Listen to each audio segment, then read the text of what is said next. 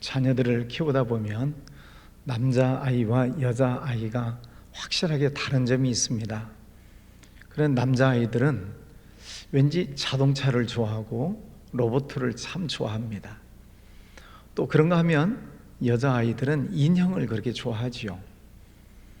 이건 누가 시켜서 그런 건 아닌데 남자, 여자가 자라나면서 특성상 그런 것 같습니다. 그래서 그러는지 남자들은 성인이 되면 역시 자동차를 좋아합니다. 그래서 고급차를 보면 타고 싶고 또 스포츠카를 타고 싶어 하는 것이 남자들의 속성 가운데 하나가 있습니다. 그러나 여성들은 자라나면서 백에 대한 관심이 참 많습니다. 유명 브랜드의 유명한 백들이 많이 있죠. 소위 말하는 명품 백들이 많이 있습니다. 보통 사람들로서는 비싸서 감히 살 수 없는 그런 백들이 많이 있습니다.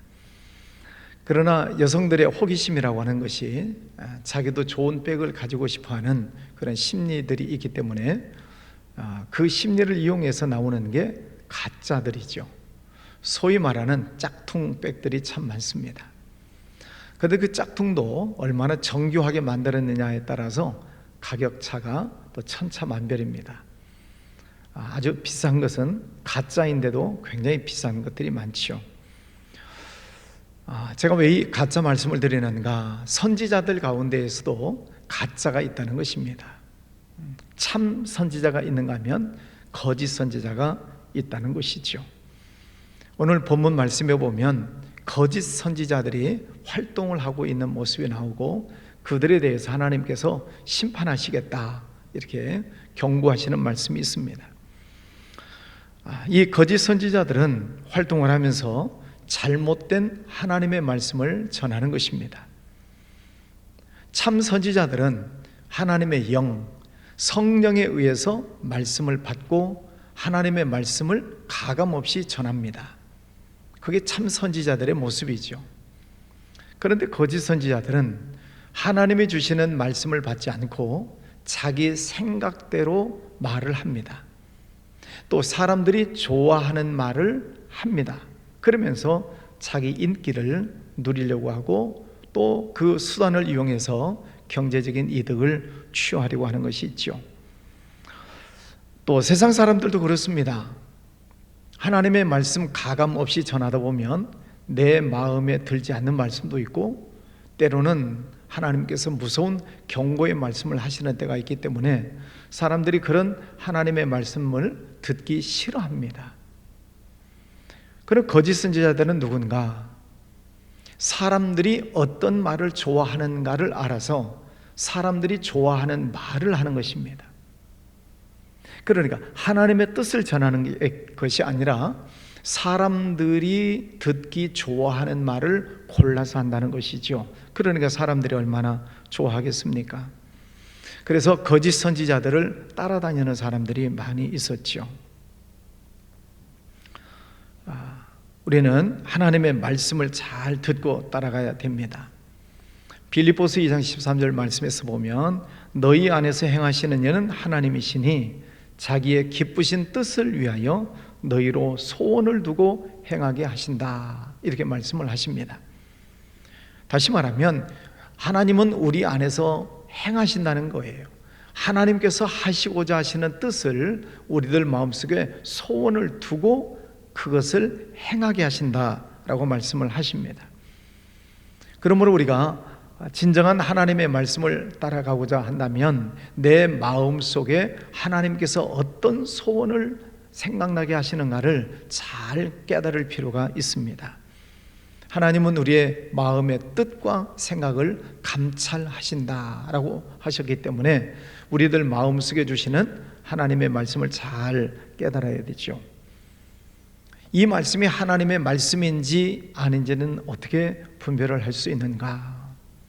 우리가 하나님의 말씀이라고 들었을 때 또 내 마음속에 어떤 말씀이 생각이 났을 때 하나님의 말씀인 것을 분별할 수 있는 것은 첫 번째는 이게 성경 말씀인가를 살펴봐야 됩니다. 성경에서 말씀하고 있는 말씀과 내 속에서 일어나는 생각이 일치하는가? 성경적으로 말씀을 분별을 해야 됩니다. 두 번째는 이게 교회의 덕을 세우는 말씀인가? 하나님께서 세우신 교회에 덕을 끼치는 말씀을 주시지요. 충성하라, 헌신하라, 섬겨라, 이게 모두가 다 교회의 덕을 세우는 말씀들이죠. 그러므로 우리는 하나님의 말씀이라고 들을 때에 교회에 잘 덕을 세우는데 필요한 말씀들을 받아야 합니다. 세 번째는 이웃을 잘 섬기는 말씀인가?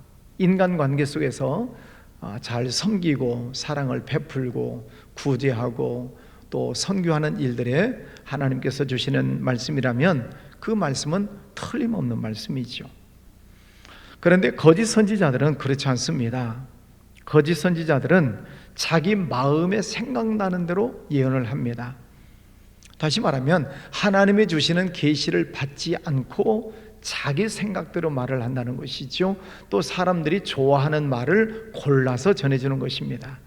그러다 보니 보통 백성들을 허탄한 대로 빠지게 만드는 것이죠. 거짓으로 백성들을 유혹한다는 것입니다. 결국은 거짓 선지자도 하나님 앞에 심판을 받을 뿐만 아니라 그 말에 미혹당해서 빠져나가는 그런 백성들에 대해서도 하나님은 심판하시겠다 말씀을 하십니다. 오늘 말씀 19절 말씀에서 보면 너희가 두어 움큼 보리와 두어 조각 떡을 위하여 나를 내 백성 가운데서 욕되게 하여 거짓말을 고지 듣는 내 백성에게 너희가 거짓말을 지어내어 죽지 아니할 영혼을 죽이고 살지 못할 영혼을 살리는도다. 거짓 선지자들이 거짓말을 하는 이유는 두어 움큼의 보리, 두어 조각의 떡을 위하여, 다시 말하면 경제적인 이득을 위해서, 쉽게 말하면 돈벌이를 위해서 거짓말을 하고 있다 하는 것입니다. 요즘 우리나라에도 무속신앙인들이 많이 있습니다. 무속인들이죠. 소위 말하는 점을 치는 사람들도 있고 구슬하는 사람들도 있고 여러 가지 관상 철학 이런 이름을 가지고 사람들을 미혹하는 무속인들이 많이 있습니다. 적은 돈을 받는 사람도 있지만은 유명한 무당인일수록 굉장히 고가의 돈들을 요구를 합니다. 신내림 굿을 받는 데는 수천만 원이 든다고 그러죠. 또 작두를 타는 신내림 굿을 한다고 하면은 수백만 원, 천만 원 단위를 호가하게 됩니다. 굉장히 비싼 돈을 주고 무당 굿을 하는 경우들이 지금도 있습니다. 이 거짓 선지자들이 거짓말을 하는 이유들이 바로 이런 두어 움큼의 보리와 두어 움큼의 조각 떡을 위해서, 자기들을 위해서 이런 거짓말을 하고 있다 하는 것입니다. 그러므로 그 말 속에 진실된 말이 있을 수가 없고 하나님의 뜻이 전혀 있을 수가 없다 하는 것입니다. 오늘날도 마찬가지입니다. 사람들이 미래에 대해서 알고 싶어하고 자기의 인생에 대해서 궁금증을 가지고 있는 사람들이 많이 있습니다. 그들이 잘못 생각하면 바로 이런 무속인들을 접하게 되고 그들 속임수에 넘어가는 일들이 많이 있습니다. 그들은 미래를 알 수 없습니다. 그들은 성령을 통해서 말씀하시는 것이 아니고 악령을 통해서 말을 받기 때문에 인생에게 축복을 해줄 수가 없습니다. 어쩌다가 이렇게 한 가지를 맞췄다, 몰랐던 것을 알게 되었다라고 하는 것 때문에 사람들이 마음을 뺏기죠. 그러다 보면 결국은 그 영혼을 사탄 마귀에게 팔아 넘기는 꼴이 되고 마는 것입니다. 결국은 이런 무속인들 신앙에 붙잡히게 되면 그 영혼이 하나님을 떠나는 것뿐만 아니라 그 영혼이 죽는다는 것입니다. 그리고 그런 무속인들의 말에 한번 억압을 받게 되면 평생을 그 억압에서 벗어날 길이 없습니다. 이제 그들이 시키는 대로 해야 되는 것입니다.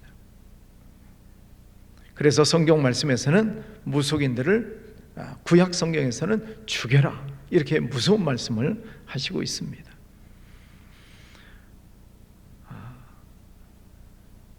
성경 말씀에서는 이런 거짓 예언자들을 영혼의 사냥꾼이다 이렇게 표현을 합니다. 우리의 영혼을 사냥하려고 하는 것입니다. 잡아가지고 우리의 영혼을 죽이려고 하는 것이죠. 그러므로 우리가 어떤 말씀을 들었을 때에 이게 하나님으로부터 나오는, 성령으로부터 나오는 예언의 말씀인가, 아니면은 엉뚱한 다른 곳으로부터 나오는 말씀인가를 잘 분별을 해야 됩니다. 그래서 우리는 성경을 많이 읽어야 되고 많이 들어야 되고 성경을 많이 공부를 해야 됩니다. 그래야만 우리가 영적 분별력을 갖게 되는 것이죠. 그 예언의 목적이 무엇인가 하는 것입니다. 오늘 이 거짓 선지자들은 자기들의 두어 움큼의 보리에 두어 조각의 떡을 위해서, 자기 경제적인 이득을 위해서 그런 거짓 선지자의 노릇을 하고 있다는 것입니다. 그러나 참 예언의 목적은 하나님께 영광을 올려드리는 것입니다. 교회의 덕을 세우는 일입니다. 다른 사람을 사랑하고 섬기고 격려하고 다른 사람들을 잘 세워주는 그런 역할을 하는 것이 예언의 능력입니다. 그러므로 우리가 성령을 따라서 주시는 하나님의 말씀을 잘 들으셔야 됩니다. 진실한 하나님의 말씀은 늘 하나님을 잘 섬기고 교회에서 열심히 봉사하고 다른 사람들을 섬기는 데 필요한 말씀들을 주시는 것이죠. 사람들은 거짓된 예언에 관심을 많이 갖고 있습니다. 왜냐하면 자기 자신들의 미래가 불안하기 때문에 그렇습니다. 내일 무슨 일이 있는 것은 아닐까, 또 어떤 가정 안에 어떤 문제가 있을 때 이 문제를 어떻게 해결할 방법이 없다고 생각하면 그런 무속인들을 찾아가서 점을 치거나 또 구슬하거나 그 무속인들을 통해서 무슨 점괘를 보거나 그러면서 자기 미래를 풀어나가려고 하는 사람들이 많이 있지요. 결국은 하나님과 상관없는 자가 되어버리는 것이고 그들의 영혼이 하나님 안에서 죽어버리는 것입니다. 사탄 마귀에게 붙잡혀버리게 되는 것이죠. 그러므로 우리가 성령으로부터 오는 하나님의 말씀을 잘 분별하고 들어야 됩니다. 하나님의 말씀이 누구를 통해서 전파되든 그게 진실한 하나님의 말씀이라고 한다면 때로는 그 말씀을 들을 때 우리 속에서 회개하는 마음이 생겨납니다. 아, 그 말씀을 듣고 보니 내가 잘못했구나, 내가 실수했구나, 내가 하나님의 말씀대로 살지 못했구나, 하나님 잘못했습니다. 회개하는 마음이 일어나는 것이 당연한 것입니다. 왜냐하면 참된 하나님의 말씀은 우리의 영을 살려주기 때문에 그렇습니다. 제가 종종 말씀을 드리듯이 진짜 하나님의 말씀을 들으면은 회개가 일어나고 두 번째는 감사가 나온다고 그랬죠. 하나님의 말씀을 듣고 보면 모든 것이 감사한 것입니다. 그게 성령의 은혜를 받았다는 증거입니다. 찬송가에 나오는 것처럼 지금까지 지내온 것 주의 크신 은혜라. 우리가 잠자리에 누워도 감사하고 일어나도 감사하고 길을 행할 때에도 감사하고 모든 것이 다 감사하다라고 느껴질 수 있는 것은 성령의 인도하심을 받을 때에 모든 것이 감사한 거죠. 그래서 사도 바울은 범사에 감사하라 그렇게 말씀을 하고 있습니다. 때로는 우리가 살다 보면 힘들고 어려운 일을 만나는 때가 있습니다. 원하는 것은 아니지만 때로 고난이 오는 때도 있습니다. 그러나 진실로 하나님을 만난 사람은, 성령의 인도하심을 받는 사람은 그 고난을 통해서도 그 속에서 감사하는 거예요. 고난 당하는 것이 내게 유익이라, 이로 인하여 내가 주의 윤례를 배우게 되었나이다. 그런 고백을 하지요. 고난 당하기 전에는 내가 그릇 행하였더니 이제는 내가 주님 앞에 온전한 모습으로 서게 되었습니다. 그러므로 이 고난이라고 하는 문제를 성령 안에서 해석을 하게 되면 고난이 고통이 아니라 그 고난을 통해서 우리의 영을 새롭게 살려주시고 그 고난을 통해서 우리의 믿음을 한 단계 성장시켜 주시고자 하는 하나님의 뜻이 있으신 거죠. 사랑하는 성도 여러분, 그러므로 우리가 늘 하나님의 말씀을 잘 분별하셔야 됩니다. 또 세 번째는 소명을 깨닫게 되는 것입니다. 참된 예언의 말씀을 들으면 내가 해야 할 일이 생각납니다. 교회 안에서도 내가 여기 가서 봉사를 해야 되겠다. 내가 여기에 가서 내가 충성해야지. 이 일을 하면 하나님이 기뻐하시겠구나.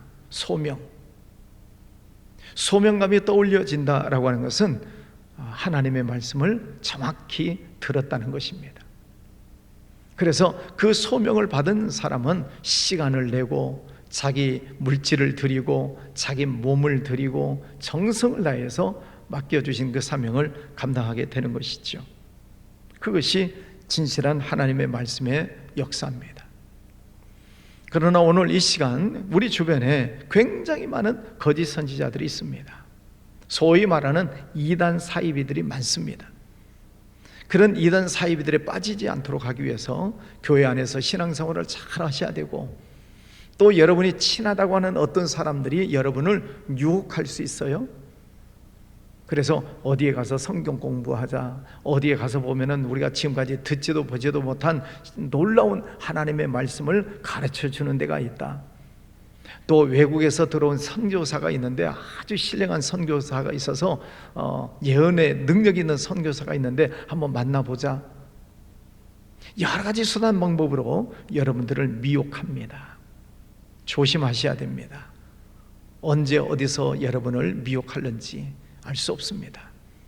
그래서 정신을 바짝 차리고 교회 안에서 신앙생활을 잘 하셔야 되고, 아무리 친한 사람이라도 다른 데 가서 성경 공부하자라고 한다면 한 번쯤 의심을 해봐야 됩니다. 그리고 다른 데 가서 성경 공부를 했는데 교회에서 들었던 용어들이 아니거나 교회에서 들었던 말씀이 아닌 다른 용어, 다른 좀 이상한 느낌을 받는 성경 공부가 있다면 그럼 빨리 나오셔야 되고 교회에 오셔서 목사님들에게 말씀을 해 주셔야 됩니다. 틀림없이 잘못된 것입니다. 오늘날 말세가 될수록 불법이 성행하고 거짓 선지자들이 더 날뛴다고 성경은 경고하시고 있습니다. 그들에 대해서 하나님께서는 심판하시겠다 말씀을 하시죠. 칼로, 기근으로, 이방의 포로가 되고 하나님의 심판이 임하게 되고 하나님의 징벌이 임하게 될 것이다.